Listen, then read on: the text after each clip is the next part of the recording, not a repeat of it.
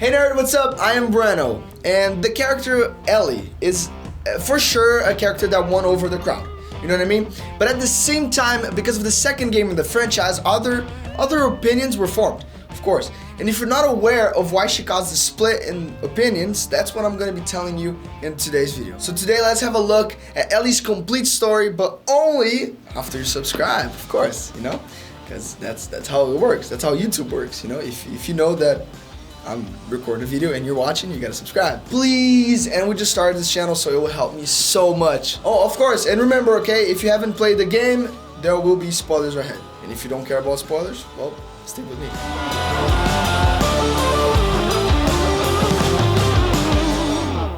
Ellie was born the year of 2019, when the world was already in ruins because of the cordyceps fungus infection. Her mother was a nurse named Anna, who died after giving birth to Ellie. Anna was also friends with Marlene, and shortly before she died, she asked Marlene to take care of Ellie. And Marlene, as a good friend, she did just that, only from a distance. She thought it was best to leave Ellie under the care of the military, you know, so as not to risk dying, since the Fireflies were in constant conflict, you know, with the military. And because she was born after the apocalypse, Ellie didn't really know what the world was before all this happened. But she heard stories from the older crowd, you know, and was fascinated by the old world. Ellie grew up as an orphan in Boston's quarantine zone, which was oppressed by the federal military, and it stayed that way until she was around 13 years old during the events of The Last of Us: American Dream comic. There, Ellie meets a girl named Riley who would become her best friend.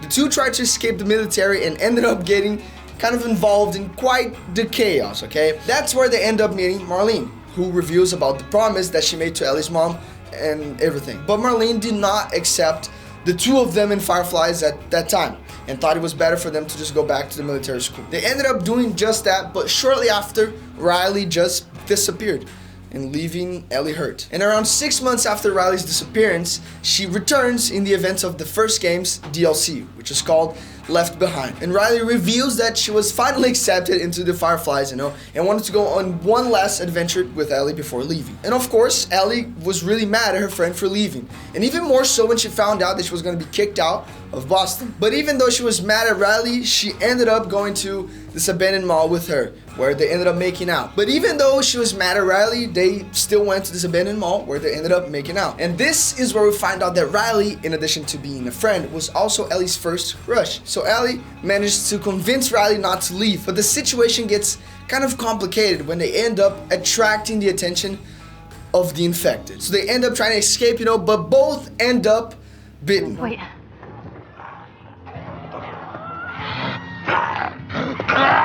Unfortunately, there was nothing, absolutely nothing to do. So they then decided to stay together and enjoy the last moments together. So this is where the interesting part comes. While Riley did indeed become infected and lose her sanity, Ellie was still fine. She was bitten but didn't seem to be infected. Somehow, Ellie seems to be immune to the infection. Then Ellie decides to go after the Fireflies again, this time asking for help. And after finding out about Ellie's immunity, Marlene decides to take Ellie to a Firefly laboratory outside of Boston so that she can be studied and that hopefully a cure can be found, you know, from her organism. And 3 weeks after that, we finally got to the first The Last of Us, both the original and the remake. Marlene intended to personally take Ellie to her companions outside of Boston, but unfortunately she got into a shootout with the federal military, and it left her men really badly injured. Marlene had no choice but to hire the services of smugglers Joel and Taz. And if you want services, if you want really good service of smugglers Joel and Taz, call 1-800. No, I'm just joking. So Joel and Taz had to take Ellie to the capital meeting point outside of the quarantine zone, but she didn't say why. But when they managed to leave the city, they are approached by soldiers and discover that Ellie has been infected for 3 weeks. And at first they were suspicious. They even thought Marlene had set them up, but in the end they decided to go ahead with the mission. And when they arrive at the meeting point, they discover that the Fireflies that were there were killed by the military. And if that wasn't enough, they also discover that in the meantime, Tess was bitten and infected. And since she doesn't have much else to do, Tess decides to stay behind and sacrifice herself to delay the military. And from then on, Joel takes Ellie along. And the objective now was to take Ellie to Tommy, Joel's brother, who also became part of the Fireflies. The hope was that Tommy would be able to name a place where the Fireflies could gather up so he could take Ellie. And along that journey, Ellie and Joel had some ups and downs. You know, they faced several infected soldiers and also hunters, but they also made some allies like Bill and the brothers Henry and Sam, but no alliance that lasted really that long, okay? They all either die or simply separate. And in the end, it was always just Ellie and Joe. This is nobody's fault, Henry. It's all your fault! Henry! Henry, no! But anyway, they arrive in the Jackson region where they are reunited with Tommy and are introduced to the society again, who he was now part of. But things end up getting complicated because Joel intended to pass Ellie to Tommy. He really wanted to pass the responsibility to someone else because it's not easy to take care of a kid in the middle of an apocalypse. So he said that Ellie would be better with Tommy, but the real thing is that he was already getting fond of the girl, you know, and kind of didn't want that to happen. This decision leaves Ellie hurt and she kind of threatens to run away. But in the end, Joel ends up deciding to embrace that feeling and stay with Ellie. So Tommy gives them the direction, you know, informing that the Fireflies have set up a base at the University of Colorado, and the two of them decided to head up there. But when they arrive at the university, they once again find the place completely abandoned and the Fireflies dead. But they also find records left behind that says that the Fireflies relocated to Salt Lake City. But unfortunately, they end up being attacked by more hunters and Joel ends up seriously injured. And while tending to Joel's wounds, Ellie ended up being attacked by a cannibal hunters led by a man named David. And this David guy got kind of obsessed with Ellie and even tried to rape her. While Ellie was fighting for her life, Joel recovered and went to her rescue.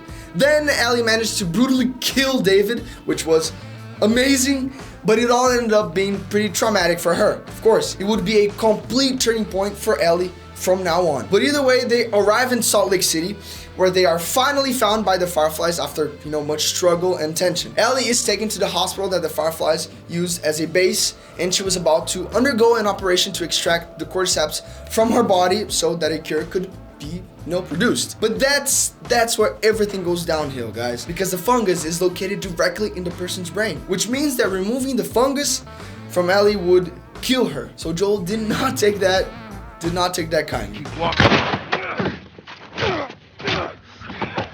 Where's the operating room?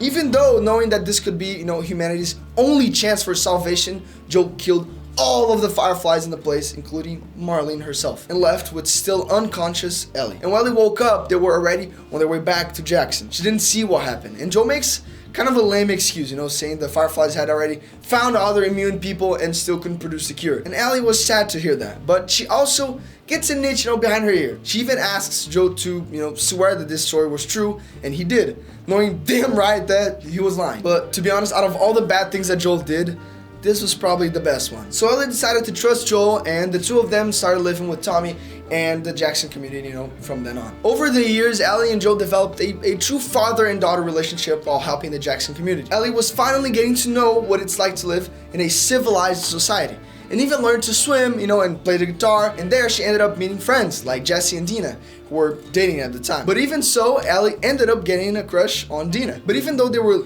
living in peace there, Ellie never stopped being bothered by what happened in Salt Lake City, you know, and this story that Joel told her about having more people immune, and that the Fireflies give up looking for a cure, just simple like that. Every now and then, Ellie would question that story until she couldn't take it anymore and decided to go back to the Salt Lake City hospital to find out what really happened. So there, she did find out what happened. From then on, she started rejecting Joel with all of her strength. They still continued to live in Jackson, but Ellie severed all ties she had with Joel. She basically cut off Joel. And that brings us to the main events of The Last of Us Part 2. 2 years after finding out the truth and no longer talking to Joel, Ellie was attending a party where she ended up kissing Dina. And this really big old man thought that was wrong, and an argument broke out there. Joel jumped in to defend Ellie, and then Ellie gave him a good old knuckle sandwich. Ellie later decided to talk to Joel, and they kind of sort of made things up. And the next day, Ellie went on a patrol around the neighborhood, you know, with Dina.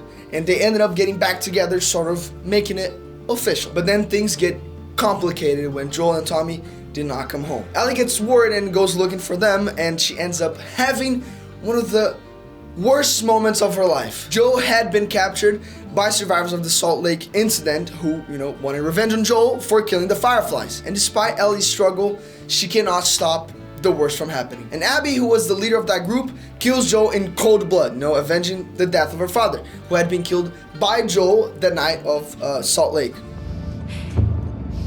You don't get to rush this.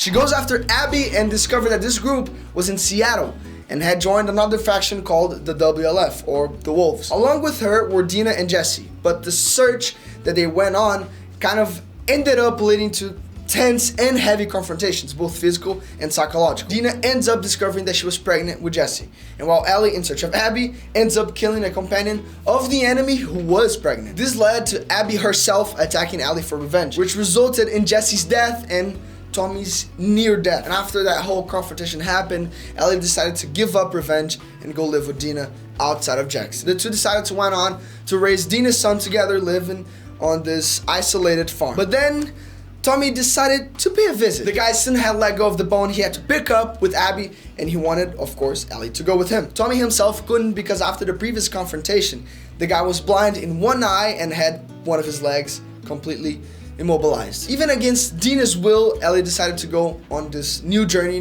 which resulted in a confrontation with a faction of human traffickers called the Rattlers, who had captured Abby to sell her as a slave. Ellie decided to free Abby and the other captives, sort of finishing off the rattlesnakes. And when Abby left with her partner, Ellie called her to a fight. So the two go on to have this one last painful confrontation on the beach, and in that duel, Ellie realized that revenge wasn't really the way, and that wasn't what Joel would want. She lets Abby go and goes back to the farm. Unfortunately, Dina has decided to leave Ellie because of her obsession with revenge. And Ellie, of course, she understands the consequences of the path that she has chosen and apparently decides to go on a journey again in search of redemption and a new beginning. And if you stay until the end, thank you so much for watching this video. And of course, if you want us to make a whole story of a character that you really like, make sure to leave that character down below and we'll take that character and make a video about them. And don't forget to subscribe, alright? Click on this ball right here because it's a beautiful ball, That sounds weird, but it is a beautiful ball, and if you click on it, you will subscribe. Oh my god,